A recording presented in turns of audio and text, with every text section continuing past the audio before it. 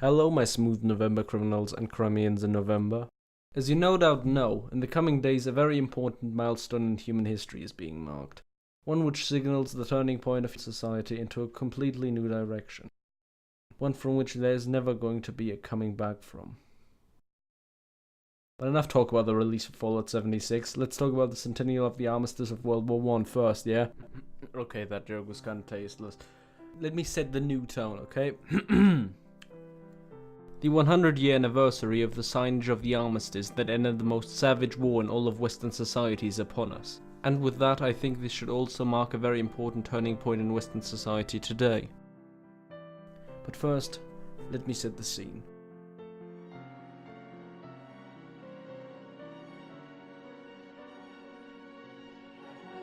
Blood, dirt, and shrapnel.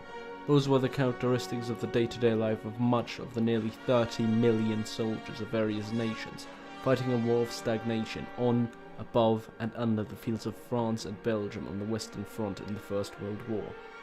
The Great War, the Weltkrieg, La Grande Guerre, whichever name you prefer. A war that by all accounts can legitimately be described as being caused by bloodlust, political incompetence, and or just sheer stupidity. For what reason is there to assemble forces from all over the globe to fight a war caused by one singular man? What madness is it to let millions die to take revenge for a Balkan squabble? And why is Germany, my own dear home country, always the first one to be blamed?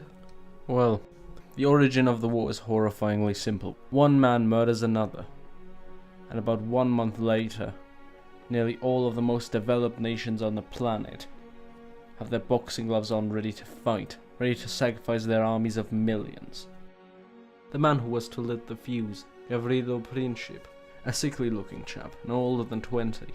The other was Austrian Archduke Franz Ferdinand, a logical heir to the throne of the Austro-Hungarian Empire. One thinking his actions would free his people, and the other one on nothing more than a simple state's visit. Now I ask you, was this event boiled down to a single paragraph, worth an entire war? Did 40 million people and countless animals need to die to prove that? Regardless of what the answer is, the fact that it took over 4 years to realize an armistice was in order speaks volumes to the thick-headedness of the apparatus that enabled this war to function for so long. Yet, as always, people needed an answer, a culprit, a Sündenbock on which to blame this mistake. And a mistake it was. For even though a European conflict needed to happen, the dimensions that it actually took are truly only explainable through the medium of narrow perspectives and politicians. Politicians from all nations, mind you, be it Kaiser Wilhelm II's military support for an Austro-Serbian conflict, just as much as London's, Paris's, and St. Petersburg's alliances for this war. The infamous European powder keg needed to be approached. Too bad it was being done so with a burning match being carried by a blind idiot. This war is what robbed us of an entire generation, and would thus help to shape the ideas and principles of everything in our world today, through a literal process of elimination in the most direct sense of the word. You could say that while the military thinking advanced a whole lot more throughout the war, the political and diplomatic thinking was left behind. When you look at the French army, for example, they started out wearing the proud traditional blue and red on their uniforms, and being mowed down by machine guns as a result, while at the end of the war, they coordinated air-land warfare with artillery and tank support, which revolutionized the French army and the way how wars would be conducted in the future as a whole. But can we see such a noticeable advancement in the political sector of the major nations? I'd pronounce that with a strong no at the end, based on the complete breakdown we had here in Germany.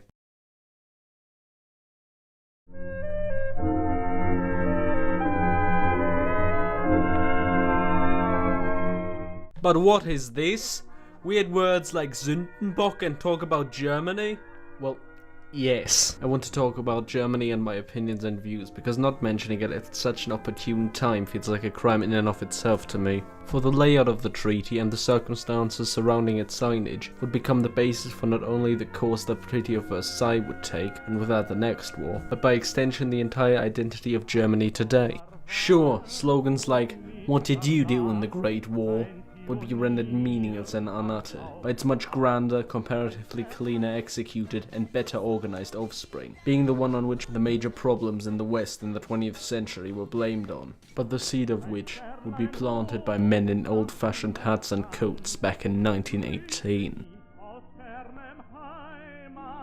When I said that this event would shape the ideas and principles of our world today, I never meant to imply that the way it did this, or that the outcomes themselves were entirely good. And forgive me when I say that the time between then and now feels like a whole lot more than 100 years to me, because the circumstances under which the war ended did pave the way for a weak republic, a bitter revenge-hungry Führerstaat, the most recognizable genocide to this day, a second, greater collapse. We have come to Germany not as liberators, but as conquerors. Fast alles war zerstört und nur wenige Bauten waren inzwischen neu errichtet worden. A series of expulsions, a federal republican economic miracle, a socialist authoritarian surveillance state, and a split of people, social and political culture, creating wounds that still haven't healed to this day. Schlimmer als Jossis! And a car made out of old pants. Not to mention that on paper, Germany has suffered the most military casualties of any single nation in the war, and was still made out to be the sole culprit, and in any case was held accountable for the negative actions of a monarch that it had already disposed by itself, which is just insane. Never mind that he was only one of the political actors responsible for the misery of these millions, and people only partially responsible don't make a whole, do they? Personally, I believe that it is silly to single out one country and hold it responsible for this international affair.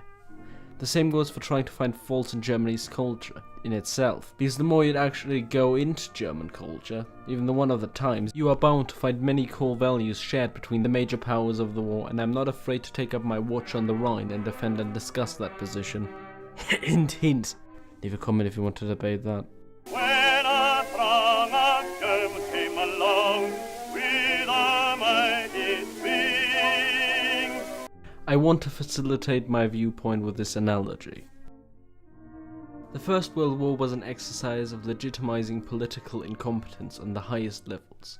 A parade of stubborn, blinkered horses dragging millions through the mud and letting them suffocate in their dung, while they only saw a path to a greener pasture for themselves. Who else would let any nation be the butt of this conflict? And while some broke their legs earlier, not a single one sought to change throughout the ordeal, which manifested itself in the Armistice and its terms. Why make the Armistice and the peace treaty later on such biased documents? I'd argue that the lack of information that could have made them empathize, in part restricted by their own propaganda, empowered the leaders to make this war as horrible as it became, and make it end in such a one-sided fashion. Maybe that is me being silly, but the way how I look upon this war makes me say that it might just be the only man-made conflict where it would have been more sensible to just collectively throw in the towel and give up, restore some sort of status quo. But sadly, in this war, sensibility and humanity were scarce, and often literally buried under the layers of earth in which so many soldiers would prematurely spend the rest of eternity in. But that is just my view on what the Armistice in that French train cart in the forest of Compiègne symbolizes. So I ask you to take my filthy, barely ass-wiping, proud hand, and let us mourn and remember the millions of dead of this war that has determined the last century for us all, in more and some less directly obvious ways. This is why I want to say to you, past all the pros, Dankeschön, je vous remercie, and thank you for the attention you gave me, and goodbye.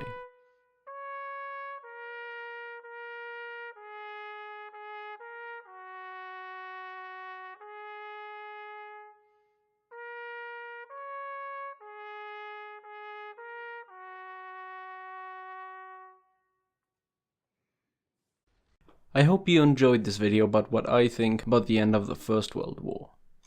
I'm still experimenting with the subjects of my videos as well as my editing and script writing, so I hope you didn't find anything that came out of my mouth too jarring. If there was anything I got wrong or that you find contentious, please point that out. Big thanks to Potential History and the Iron Armenian for being the mad lads that they are, by the way. Have a nice day.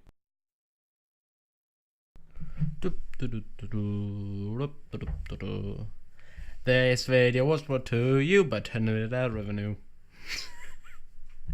Yeah, just kidding.